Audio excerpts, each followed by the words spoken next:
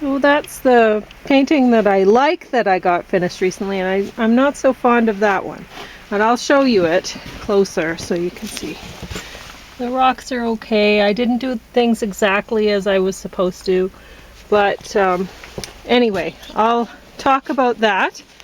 And I gave Judy top of the stack, and then the landscape and watercolor, the watcher, whatever. I'll talk about that. And the thing in the jar, that's asparagus soup. So that's what I made for James today. And you can't even see the other painting because it's so very snowy. But maybe I'll take it out while I talk about it and then put it back. And then you'll be able to see it. So this one was the first lesson in that landscape in watercolor. And what I did was I taped it down, and she does not. So that's the first thing that I'll talk about, how she tapes it down, or how she doesn't tape it down. So, and she uses a lot of water, so it was all over the place. It totally pulled my tape up and whatever I had. Like, I'm very glad that she showed how to do this other technique. So this is Karlyn Holman, and this is the first lesson. I'm already working my way. I'm on to the second disc. It's 2 discs on here, but the second lesson is actually divided. At the end of it is on the second disc, and I didn't think it was. All of a sudden, I'm on the first disc. It stops abruptly, and I'm like, oh man. But because I thought, well, that's it. She just decided, I don't know, with the painting not work out or what, did she just cut it off? But no, the end of the lesson is actually on the second disc. So I will talk about this painting a little bit that I showed you first, the first lesson. So my reflections didn't work out that great. I did not like using the salt for that. It just didn't look good. And I mean, some of it ended up spilling over into my colored bit a bit, even though I tried to just sprinkle it on the lighter areas. But anyway, okay, so the first thing, I did a lot of things in this that I've never done before. So it's a learning experience, that's for sure, and I found it very frustrating. But you know what?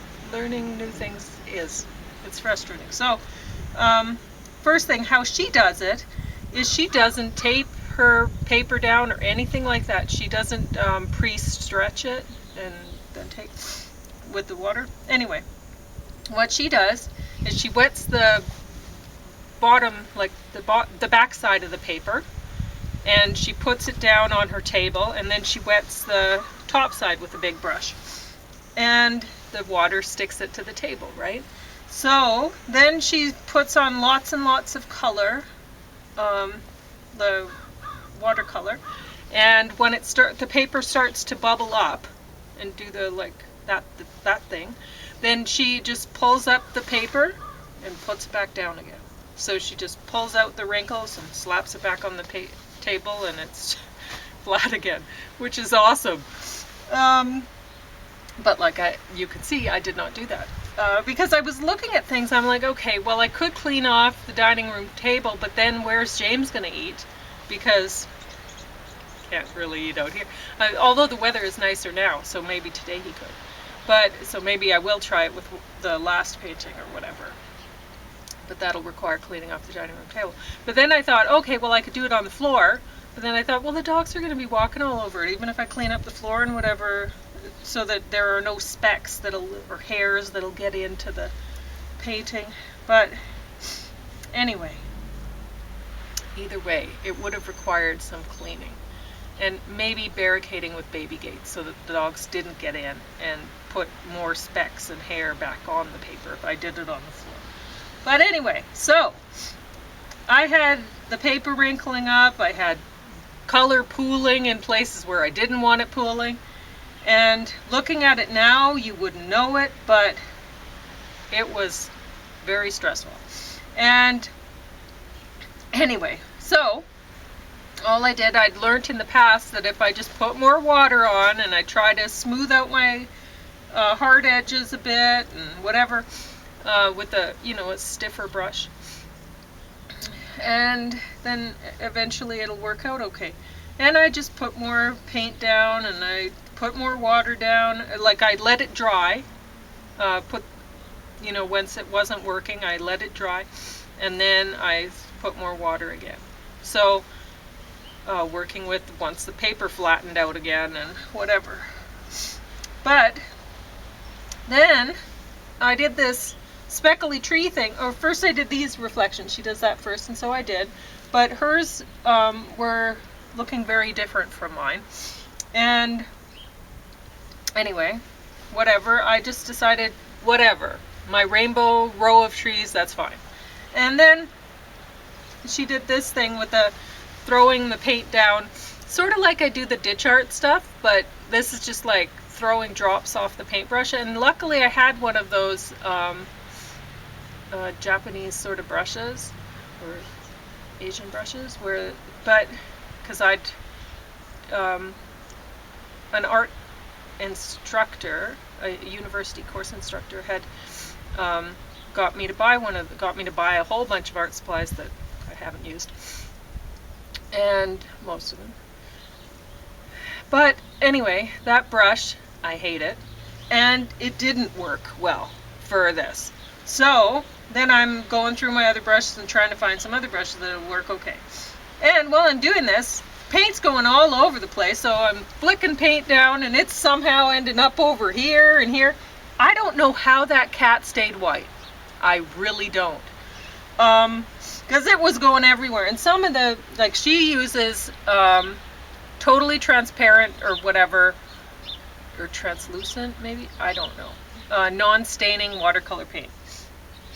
My dollar store paint for the most part, and I'm using some Reeves stuff, but cheap paint, mostly dollar store, very much staining.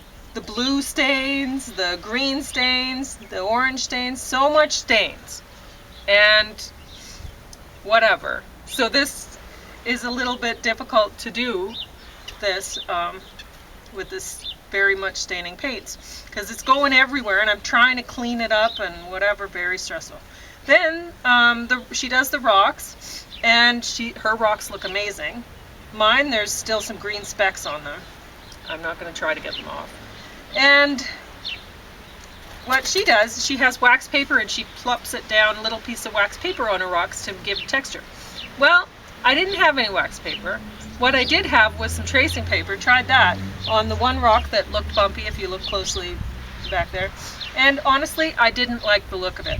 So I just didn't do that. I let it just be as it was. And when I tried the reflection in the bottom there, boy, did that ever not work.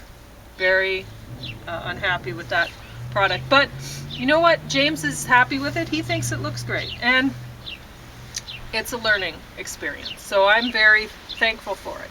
And you notice I put her DVD second in the stack. It's I thought Judy was amazing. So we'll see what I think when I've finished the whole thing, the whole landscape in watercolor. But anyway, that was, remember when I was doing Watercolor Secrets? Well, the weather turned all nice, and so I was out hiking and stuff again. And this one was left undone. So I hadn't painted it, and I'd just drawn it out, and then I was supposed to do some other stuff with it. Like, I already returned that Watercolor Secrets course to the library, and I just played around with this, and I'm really happy with it. I think it turned out really well.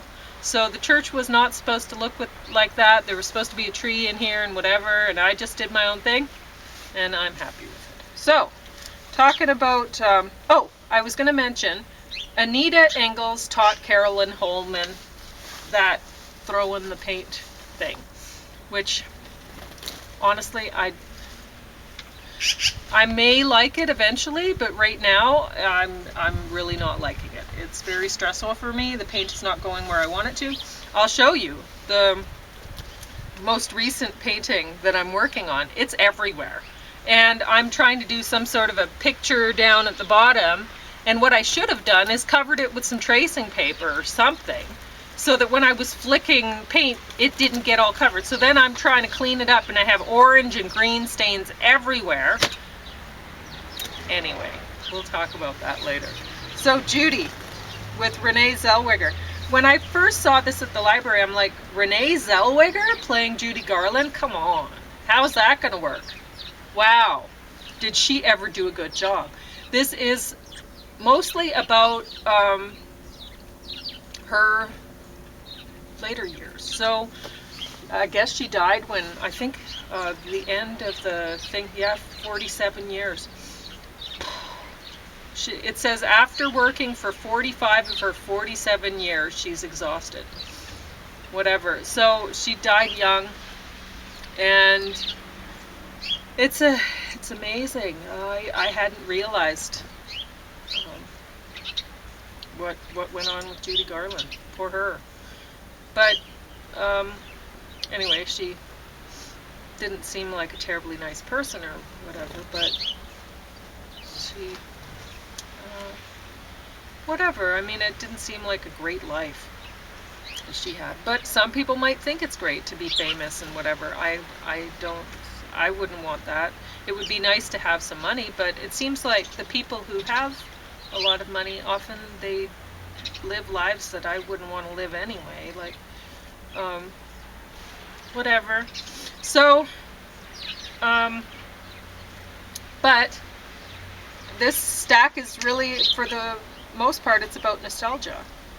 Because while I was doing these paintings, and the other one that's in there, because, I mean, it turned winter again, so I thought, okay, that's my winter activity is watercolor, so get that back out again. So, anyway, while I was doing that, I was watching what is it, Gary Sanders show or something? Whatever. Anyway, I hadn't watched it when it was out, but now I realized, oh, I'll talk about that later. I'm not reviewing that right now, but I was enjoying it. So, my ex, he watched, he liked that show, and I don't know, I'm not a night person, so I didn't watch it, right? I get up at 4:30 in the morning. I'm not going to be awake to watch some night show, night talk show. But I realized that, oh, I forgot I was going to be talking about it again, and I will review it later. But, so, this was really good. It was about her later years, and yeah, Renee Zellweger doesn't have a great voice, certainly not up to Judy Garland standards, but they're talking about it in the movie like, I guess she'd been through some things, and at the end her voice wasn't top-notch anymore, whatever. And maybe that's so, I have no idea. So, she pulled it off. I didn't expect it to be great. It was great. I really enjoyed this movie. And who doesn't like listening to Judy Garland? Well, maybe you don't. I don't know. But anyway, I already said awesome. This artist she's awesome. So my stuff certainly is not going to look like hers, but I'm learning some techniques, which is great. And I may end up doing something great with the techniques later on. So I'm thrilled. I love learning new things. And I mean, you can easily follow along with what she's saying. One thing, with a lot of these art instruction DVDs, they have the music really loud, and then people talking is like not too loud, but it's really bad production values. Like, honestly, worse than this. But you can follow her stuff along, and she says, you know, like, basically this is an advertisement for her book, because she says in this, you can follow this lesson along in the book, basically, because it's like this other art instruction that I give in the book. So whatever, that's great that she's able to market one product with another. And I looked in the library to try to get a hold of the book, but nobody in our system has it, so I'll just have to deal with the DVD, which that's it's a great DVD. You know, just I pause a lot and my paper dries out a lot in between things, whereas she's just trucking along, you know, because she knows what she's doing. But she uses a fine mist sprayer and a coarse mist sprayer, and she shows you how she does that, and it's great. I love the way she mixes her colors right on the paper, you know, with the rocks. Like she'll put down the yellow and then the purple, or the orange and then the blue over top, right? And so it blends together and you get like a grayish sort of. But you can still see some of the colors of the, you know, some of the yellows, and it's lovely. I like it. Anyway, The Watcher in the Woods. So this has Betty Davis in it, and I remember this from when I was little, but honestly, this was too mature for me. This is a Disney thing, but it was way too mature for me when I was a kid, when I watched this. And I tried to see on the back of the case, oh, when was this put out? Well, you know how Disney does that thing where they try to make their movies seem timeless, and so they don't put the date on it? Well, it's not convincing for me, because I look at this and it goes 2004 release. Well, I know it wasn't a